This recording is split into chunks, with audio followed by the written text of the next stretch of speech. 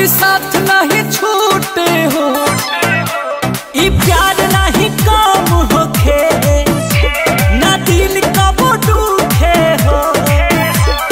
धन धन भइल जिंदगी तोहके पाए के, कि हमहू जान से ज्यादा माने ले हो अपना भाई के।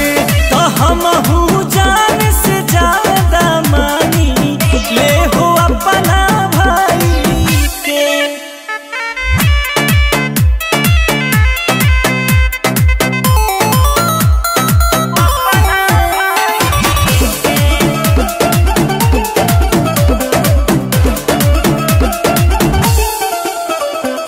भगिया हो तोहर खिल जाला, जेकरा के भाई मिल जाला,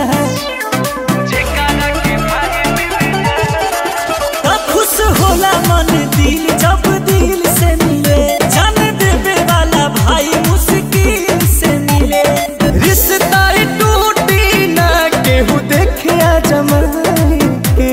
कि हमहू जान से ज्यादा मानी ले हो अपना भाई के। कि हमहू जान से ज्यादा मानी ले हो अपना भाई के।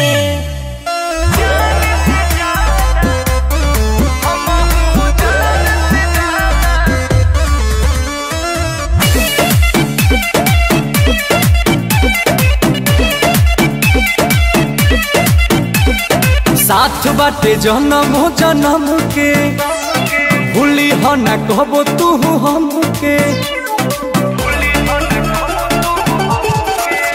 जबले धारा दी सूरज और चांद रही हो, तोहरा चेहरा पर भाई मुस्कान रही हो। अंकुश राजा लेखा गो तुम साथ निभाई के। कि हमहू जान से ज्यादा मानी ले हो अपना भाई के। तो हमहू जान से ज्यादा मानी ले हो अपना भाई के।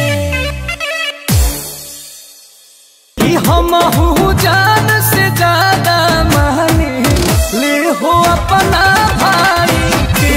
तो हम